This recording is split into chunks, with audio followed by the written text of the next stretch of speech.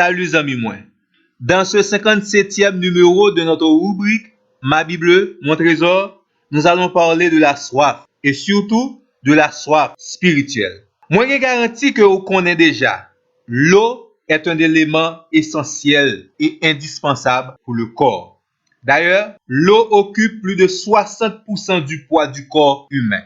Sans de l'eau, ou pas qu'à vivre en bonne santé. Bon un petit secret. Vous n'avez pas besoin d'attendre de ressentir la sensation de soif pour boire de l'eau. Raison, dès pour sentir soif l'eau, ça veut dire ou déjà perdu plus que 5% dans la quantité de l'eau corps besoin pour bien fonctionner.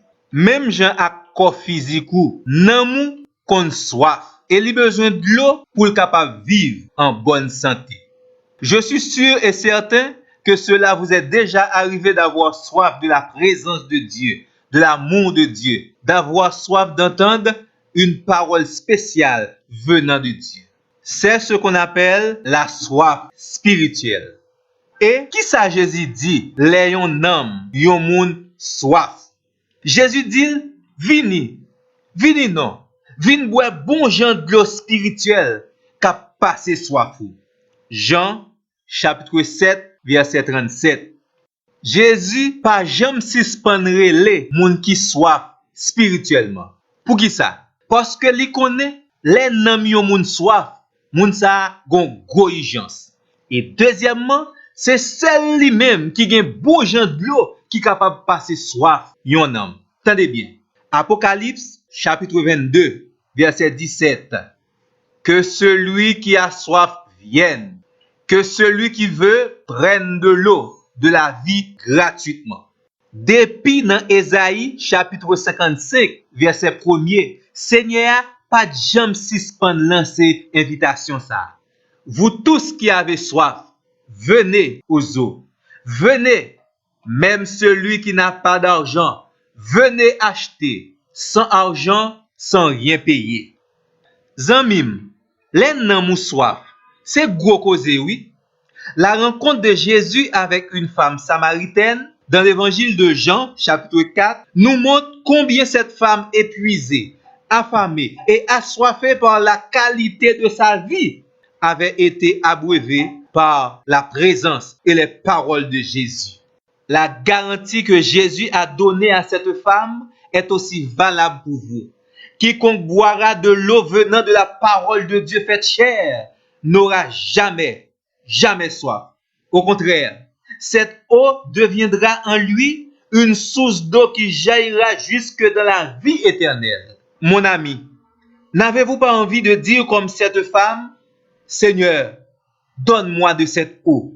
Souvenez-vous que la Bible, la parole de Dieu, est comme une eau claire, limpide, potable, purifiante et parfaite. Et cette parole a la capacité de restaurer, de désaltérer l'âme assoiffée. Psaume 19, verset 8.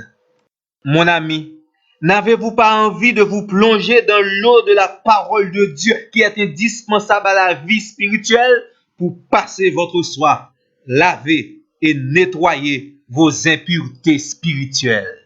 Imaginez-vous, yon moun qui habite bon côté en source de l'eau ou bien qui gen yon combelan, yon tuyau de l'eau qui bay bon jan de l'eau et pour moun ça a mourir soif de l'eau. So t'a pensé de ça zanmim.